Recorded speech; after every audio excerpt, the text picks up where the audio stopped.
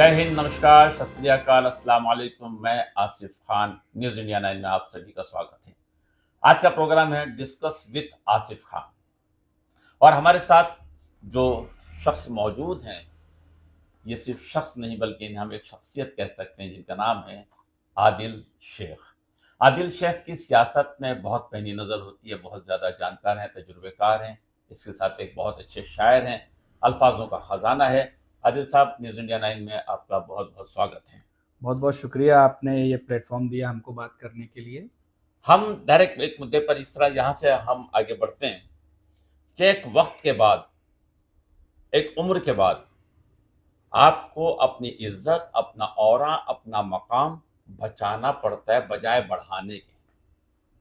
क्योंकि हर जनरेशन जो आती हैं वो डिजिटल से कनेक्टेड होती जा रही हैं, तो वो जनरेशन गैप को कवर करने के लिए आपको अपना लहजा, अपना अंदाज, आपका मिजाज, एटीट्यूड, उसको तब्दील करना बहुत ज़रूरी है। और एक वॉइस नोट ने बहुत बड़ा तहलका मचाया है। वो वॉइस नोट की क्या कहानी है, क्या हकीकत है, हम आदिल साहब से जानते हैं।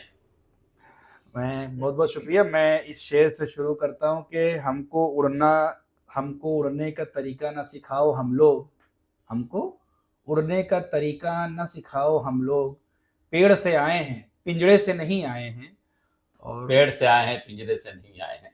तो इन्होंने एक बड़ा लंबा वक्त कांग्रेस में दिया है, लगभग 20 साल कांग्रेस के अंदर बड़ी पोस्ट कर रहे हैं। मीरा भाईंदर में कांग्रेस का उपाध्यक्ष रहा हूँ जिला का, और मुझे वार्ड 19 का प्रेसिडेंट भी बनाया गया, माइनॉरिटी प्रेसिडेंट भी बनाया गया, वर्किंग प्रेसिडेंट भी बनाया गया। वो सिर्फ कागज़ पे, हमारी ऑफिस पे पीछे लगा है कागज़, वो सिर्फ कागज़ पे था। तो हासिल कुछ नहीं हुआ, धोखे पे धोखा हमको भी मिला, धोखे पे धोखा हमारे सपोर्ट करने वाली आवाम को भी मिला। ना हमारे लिए कुछ अच्छा हुआ, ना हमारी आवाम के लिए कुछ अच्छा हुआ। जिनके लिए हम निकले थे रोड पे कि हमारे लोगों के लिए हम अच्छा करेंगे, हम अपने लोगों के लिए इनके साथ जुड़कर कुछ अच्छा नहीं कर पाए। वॉइस नोट का जो आपने तहलका मचाया है, वॉइस नोट का, तो वॉइस नोट आपकी प्रताप सरनाइक तक पहुंचे और उनका स्वयं आपको कॉल आया। वॉइस नोट का सिलसिला कुछ ऐसा था कि कई सालों से, लगभग ये 2017-18 की बात है, तब से हम कह रहे हैं कि ये गोविंद नगर में गोल्डन पैलेस, एनजी स्टेट और गोविंद नगर के पास ब्रेकर की सख्त ज़रूरत है। यहाँ टेढ़ी रोड है, पतली रोड है, लेकिन बिल्कुल ऐसा लग रहा था कि नगर सेवक सिर्फ वोट लेने के लिए बने हैं। जो भी चारों पैनल के नगर सेवक थे, 2 महिलाएं 2 पुरुष, हमारा इलाका तो उन्हें खास जानता ही नहीं है कि है कौन वो नगर सेवक, क्योंकि वो पिछले 2 बच्चों का एक्सीडेंट भी हुआ था, क्योंकि वो पिछले 8 सालों से नजर ही नहीं आए हैं। ना काम की तो बात छोड़ दीजिए, नजर ही नहीं आए हैं। और ये रोड इतनी तेज हो गई है, हाईवे पे कटिंग बना दिया, इलीगल कटिंग रोड विभाग ने मेट्रो बनाने की वजह से। पूरे रामदेव पार्क की, कनकिया की, बेवर्ली पार्क की गाड़ियां इस गली से निकलती हैं, जिसकी कैपेसिटी 50,000 आदमी की नहीं, वहां पे 2 लाख कैपेसिटी की गाड़ियां चल रही हैं। ठीक है, ये मैं वक्तन फवक्तन बताता गया। लॉकडाउन लग गया, लॉकडाउन में मैंने कई बार जिद की कि भाई ब्रेकर बनवाइए, तो हमारे नगर सेवकों ने हमको बहाना बताया कि परमिशन लगती, ये लगता है, लेकिन उन्होंने परमिशन लेने की जहमत नहीं की। कितना लंबा समय का टाइम? ये लगभग 5 से 7 साल की लड़ाई है, ये एक दिन की, जबकि काम बहुत निहायत अदना काम था। मतलब अदना लफ्ज भी उस काम के लिए अदना, इतना छोटा काम था वो। एक नगर सेवक के लिए, एक इतनी बड़ी नेशनल पार्टी के लिए, अगर किसी मोहल्ले में वो ब्रेकर ना बना पाए तो फिर लानत है। सोचने वाली बात है कि एक छोटा सा काम आपसे नहीं हो रहा है। ये करते करते कहते ना कि सब्र का, जैसे गुनाहों का घड़ा भरता है, सब्र का भी घड़ा भरता है। सब्र से लबरेज हो गया मैं कि अब नहीं बर्दाश्त होगा। कई बच्चों का यहाँ एक्सीडेंट हुआ, कई गाड़ियां गिरी, कई औरतें जख्मी हुई, लेकिन नगर सेवकों को तो पता नहीं है। खाली कहते हैं। लास्ट बात किससे की थी?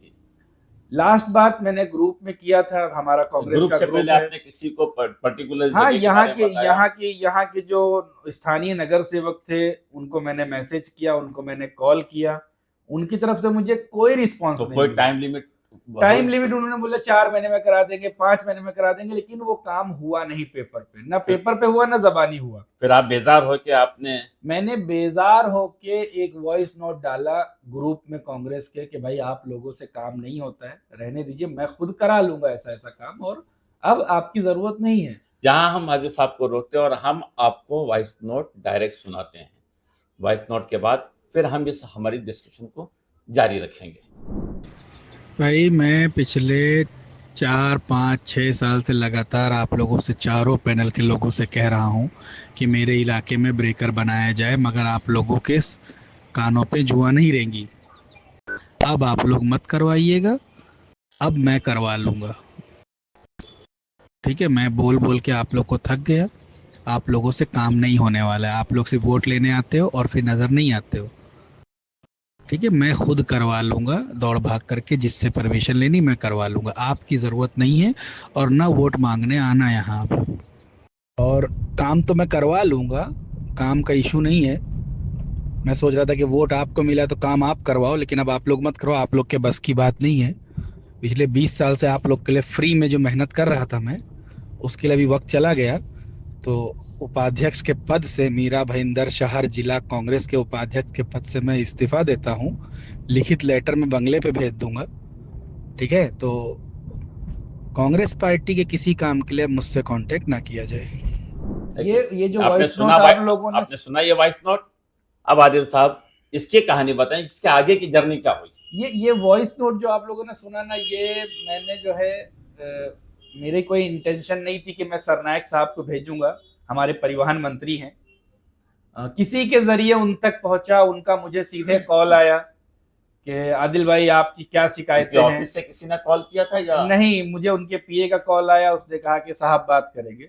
और ये बहुत बड़ी बात है कि एक परिवहन मंत्री, एक पालक मंत्री, एक आम नागरिक को फोन कर रहा है। मैं कोई एमपी एमएलए या पूर्व नगर सेवक भी नहीं हूं। मैं तो पूर्व नगर सेवक भी नहीं हूं और मैं ऐसी पार्टी से जुड़ा था जिस पार्टी का नेशनल वजूद खतरे में आ रहा है।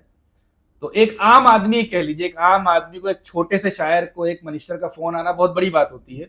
और जिस लहजे से, जिस इज्जत के साथ उन्होंने बात की, उनका कहना था कि आदिल भाई आपकी क्या तकलीफ है। मैंने कहा साहब ऐसी कोई तकलीफ नहीं। बोले नहीं, आपका वॉइस नोट सुना मैंने, हमारा आदमी आपको कॉल करेगा, आप उनको अपनी तकलीफ बताइए, हम आपकी तकलीफ को दूर करेंगे। उन्होंने ये नहीं कहा कि मुझसे जुड़िए या मुझे वोट दीजिए तब मैं आपकी तकलीफ दूर करूंगा। आपसे किसने राब्ता कायम किया? जबकि उनका विधानसभा क्षेत्र भी नहीं है ये। बड़ी बात तो ये कि उनका विधानसभा क्षेत्र भी नहीं है ये। उसके बावजूद उन्होंने कॉल किया और उसके कुछ मिनट के बाद मुझे नूपुर से मुस्तफा वनारा जी का फोन आया। शिवसेना के उपाध्यक्ष है वो। उनका मुझे फोन है, आदिल भाई हमने आपका मैसेज देखा, साहब का फोन आया है और हम आ रहे हैं, अभी आ रहे हैं और हम देखेंगे क्या है, सर्वे करवाएंगे और ब्रेकर हम जल्द से जल्द बनाएंगे। और मैं इस बात का गवाह हूं, मेरा इलाका इस बात का गवाह है कि 15 दिन के अंदर परमिशन लेकर लीगली तौर पर कितने ब्रेकर बने? 4 ब्रेकर बने। जो मौजूदा या साबका नगर सेवक, माजी नगर सेवक जो कहते थे कि नहीं बन सकते हैं, 4 अलाउड नहीं है, जबकि और नया नगर में और दूसरी जगहों पर बने हैं, सिर्फ गोविंद नगर में कोई काम अलाउड नहीं है। क्या इसके बदले कोई चीज मांगी गई आपसे? पार्टी में जुड़ना हो और या कुछ करना हो या कोई बात? असल बड़ी बात यही है कि इस पार्टी ने, जिस नेता ने मुझे फोन किया या मुस्तफा जी ने जो मुझे कॉल करके मेरा काम करवाया, कॉल क्या किया, काम करवाया मेरा, उन्होंने उसके बदले मुझसे कुछ नहीं मांगा अभी तक कि आप सपोर्ट करिए या आप पार्टी ज्वाइन करिए। मैं सरनायक साहब से मिलने गया फिर धन्यवाद देने के लिए उनकी ऑफिस पे। मैंने जैसे ही हाथ मिलाया, आदिल भाई गोविंद नगर वाले, बोला जी आपका ब्रेकर बना के नहीं बना। तो एक बहुत बड़ी बात है कि एक मंत्री को इतनी छोटी सी बातें याद रहती है, छोटी छोटी बातें याद हैं। तो as a Mumbaikar, as a Marathi, हम ऐसा नेता डिजर्व करते हैं जो लोगों की छोटी सी छोटी तकलीफ याद रखे। ऐसा नेता नहीं जो बदले में कुछ चाहे और बदले में मिल जाए उसके बाद भी गायब हो जाए और 8 साल नजर ना आए। और खाली मेरे साथ नहीं, क्या आपके साथ नहीं हुआ? आपके साथ भी कुछ नेताओं ने यही सलूक किया था। मेरे साथ मैं जिस ग्राउंड से हम लोग सुबह मॉर्निंग में बैडमिंटन खेलते हैं, हमारा 20-25-30 लोगों का ग्रुप है जिसमें एडवोकेट भी हैं, डॉक्टर्स भी हैं, बिजनेसमैन भी हैं। वहाँ हम बैडमिंटन एवरीडे खेलते हैं सुबह 6:30 to 9:30। तो हमें वहाँ मिट्टी की ज़रूरत थी जो सिल्वर सैंड होती है। तो मुझे एक बड़ी शख्सियत ने एजाज खतीब साहब के पास भेजा कि भाई आप उनके पास जाओ, वो फ़ोन कर देंगे, बीजेपी से जुड़े हुए हैं और प्रेजेंट में उनकी सरकार है। तो मैं एजाज खतीब साहब के पास एक लेटर बना कर गया। मैंने कहा सर ये मेरी छोटी सी समस्या है। तो जो तेवर थे उनके, जो बात थी, जो लहजा था, वो कुछ इस तरह से था कि आपने वोट किसको दिया था? मुजफ्फर को दिया था। आप कांग्रेस के वोटर हो, आप हमसे क्यों आए पूछने के लिए?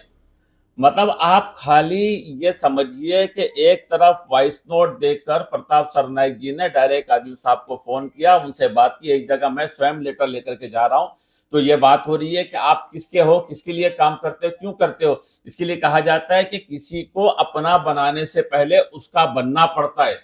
जब तक तुम किसी के बनोगे नहीं, कोई तुम्हारा कैसे बनेगा। वो एक शेर याद है कि जो रईस होते हैं, जो खानदानी मिजाज रखते हैं नर्म अपना, और तुम्हारा लहजा बता रहा है तुम्हारी दौलत नई नई है। तो इसके लिए सबसे अहम यह है कि जब आपने सियासत ज्वाइन किया है तो आपके दरवाजे पर वो किसी भी मजहब का हो, किसी भी पार्टी का अगर वो आया है तो आप उसका काम करें। एज अ मुस्लिम मोहम्मद सल्लल्लाहु अलैहि वसल्लम ने कहा है कि हुस्न अखलाक बहुत ज्यादा जरूरी है, जिस पर जोर दिया है। और एक हदीस में बताता चलो मेरे चैनल के माध्यम से कि अगर आपका पड़ोसी भूखा है, कि हमारे मोहम्मद सल्लल्लाहु अलैहि वसल्लम का बयान है कि आपका पड़ोसी भूखा है, वो किसी भी धर्म का क्यों ना हो, और आपके घर में अगर गोश्त बन रहा है तो उसकी खुशबू अगर वहां तक जा रही है और वो उस गरीब के घर में अगर पहुंचे, तुम्हारे लिए गोश्त हराम है कि तुम गोश्त खा रहे हो, तुम्हारा पड़ोसी भूखा है। इतनी सब चीजें जानने के बाद तुम्हारे दरवाजे पर आदमी आ रहा है और तुम्हारा मिजाज ऐसा है।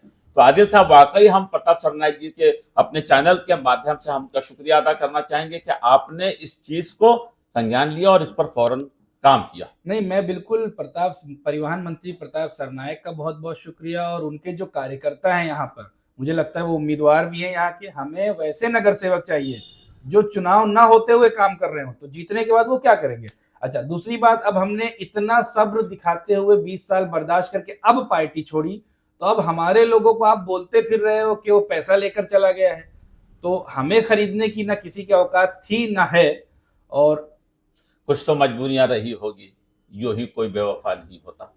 मुझे लगता आंधी है से कि टूट जाए वो पत्ते नहीं हैं हम, शाखों से टूट जाए वो पत्ते नहीं हैं हम, आंधी से कोई कह दे कि औकात में रहे। और जो लोग अब जो नए नए लोग दिख रहे हैं, जो 8 साल जीतने के बाद नहीं दिखे, अब आप वोट मांगने आ रहे हो, उनसे मेरा एक ही कहना है कि क्यों आप जान तोड़ के मेहनत में हो लगे, क्यों आप जान तोड़ के मेहनत में हो लगे, किरदार साफ कीजिए, शीशा तो साफ है।